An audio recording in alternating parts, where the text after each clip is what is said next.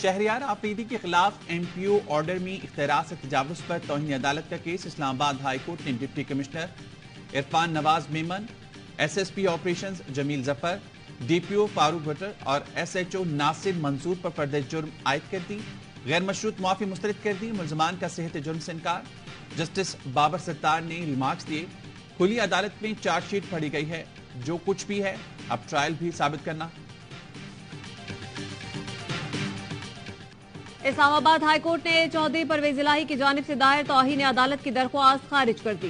سابق وزیر اعلیٰ پنجاب نے جیل سے رہائی کے بعد دوبارہ گرفتاری پر آئی G Islamabad, deputy commissioner, S S P operations, S H O تھانہ شالیمار اور دیگر کے خلاف توہین عدالت کی درخواست دائر کی تھی۔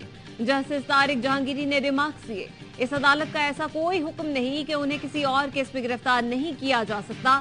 عدالت نے حکم دیا تھا کہ کسی اور کیس میں مطلوب نہیں تو رہا کر دیا جائے۔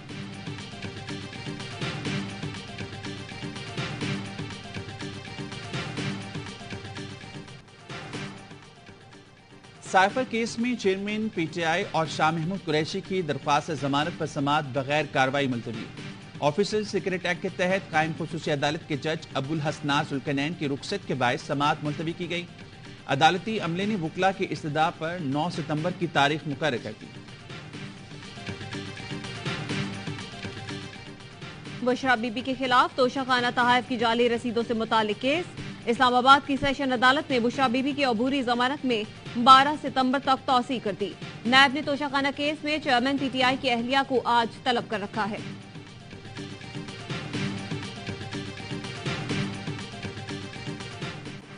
آئی ایم ایف نے 400 یونٹ والے بجلی صارفین کے لیے ریلیف کی تجویز مسترد کر دی۔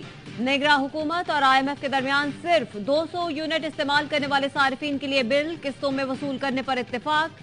آئی ایم ایف نے کم یونٹ استعمال کرنے والے بجلی صارفین کو ریلیف دینے کے ساتھ ہی گیس کی قیمت میں 45 سے 50% تک اضافے کا مطالبہ کر دیا۔ حتمی منظوری وفاقی کابینہ سے لی جائے گی۔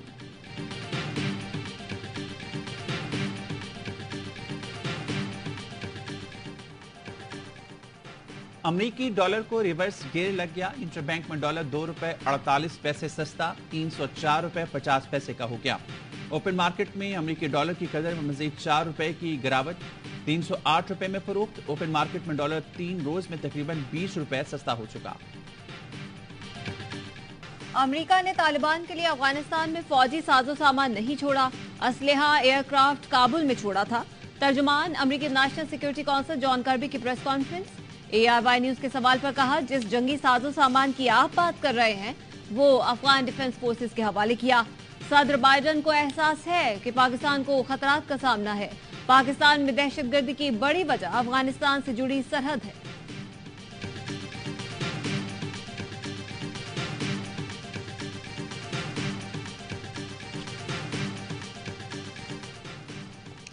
افغانستان میں روپوش دہشت گردوں کے چترال میں پاک افغان سرحد پر حملے۔ دہشت گردوں نے 2 فوجی چوکیوں کو جدید ہتھیاروں سے نشانہ بنایا۔ سیکیورٹی فورسز کی بروقت کارروائیوں سے دہشت گردوں کو بھاری نقصان پہنچا۔ فائرنگ کے تبادلے میں 12 دہشت گرد ہلاک، متعدد زخمی۔ پاک فوج کے 4 جوان بہادری سے لڑتے ہوئے شہید ہوئے۔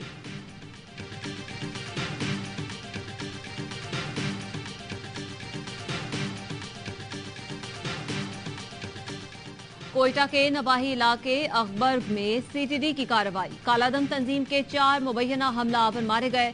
ترجمان سی ٹی ڈی کے مطابق ہلاک دہشت گرد ٹارگٹ کلنگ میں ملوث تھے۔ ملزمان کے زیر استعمال گھر سے اسلحہ اور گولہ بارود، خودکش جیکٹ، 5 دستی بم سمیت دیگر ممنوع اشیاء برآمد ہوئی۔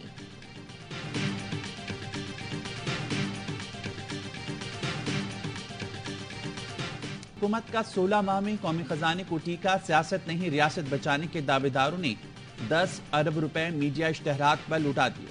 سینٹ کی قائمہ کمیٹی میں سیکرٹری اطلاعات نے پی ٹی ایم حکومت کے اشتہارات کا کچا چٹا کھول دیا۔ کس چینل کو کس ریٹ پر کتنے اشتہارات دیے گئے، کمیٹی نے اگلے سیشن میں شاہ خرچوں کی تفصیل مانگ لی۔ پی پی رہنما فیصل کریم کنڈی کہتے ہیں، اگر 10 ارب کے اشتہارات دیے ہیں تو مریم اورنگزیب کو جواب دینا چاہیے، اتنے اشتہارات نہیں دینے چاہیے تھے۔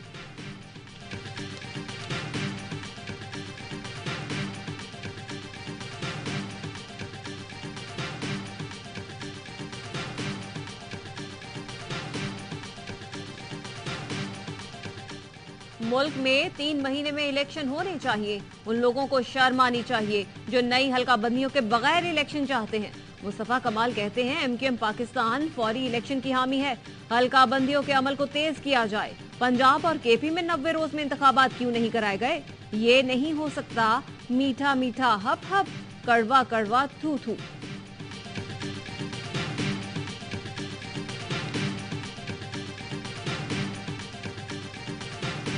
आर्मी चीफ काबिल इज्जत और एहतराम हैं। वो कराची आए, सबसे मिले, उन्होंने सारी मस्बत बातें की हैं। पीपल्स पार्टी के रहनुमा नासिर हुसैन शाह कहते हैं आर्मी चीफ ने स्मगलिंग के खात्मे और कच्चे में ऑपरेशन की बात की।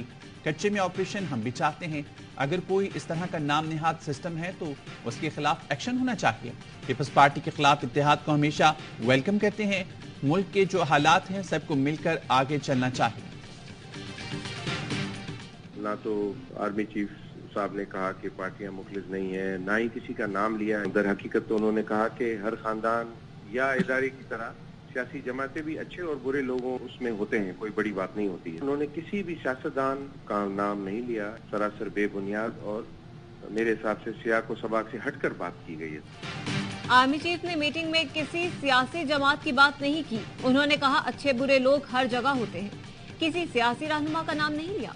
ताजी रहनुमा जाम कायम अली का कहना है कि आर्मी चीफ ने मुस्तकबिल का रोड मैप सामने रखा। अहम मीटिंग से मुतालिक सयाक व सबाक से हटकर बात की गई। जनरल आसिम मुनीर ने तो मीटिंग में मायूस ताजिरों को उम्मीद की किरण दिखाई। मनफी बातों में नहीं उलझना चाहिए।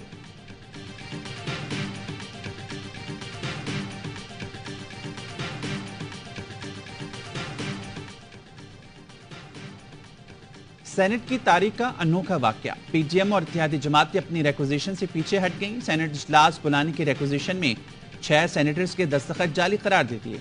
हैरत अंगेज बात यह है कि जिन सेनेटर्स के दस्तखत मशकूक करार दिए गए उनमें रजा रब्बानी और फारूक नाइक जैसे बड़े नाम भी शामिल हैं।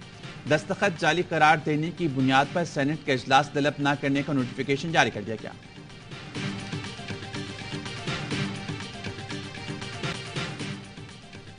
शहदाए करबला का चेहलम मुल्क भर में अकीदत और एहतराम से मनाया जा रहा है।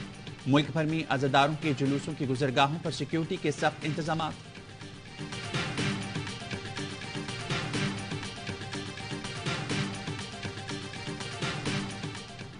अजीम सूफी बुजुर्ग हजरत दाता गंज बख्श के 980वें उर्स की तकरीबात का तीसरा रोज। मुल्क भर से अकीदतमंदों की लाहौर आमद, मजार पर हाजिरी।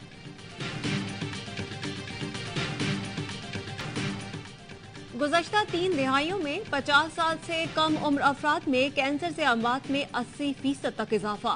गैर मयारी खुराक, मोटापा, जहनी तनाव, शराब और सिगरेट नोशी बढ़ती बुनियादी वजह करार। स्कॉटिश और चीनी माहिरीन के मुश्तरका तहकीक 2019 में 50 साल से कम उम्र के 10 लाख अफराद कैंसर से हलाक हुए।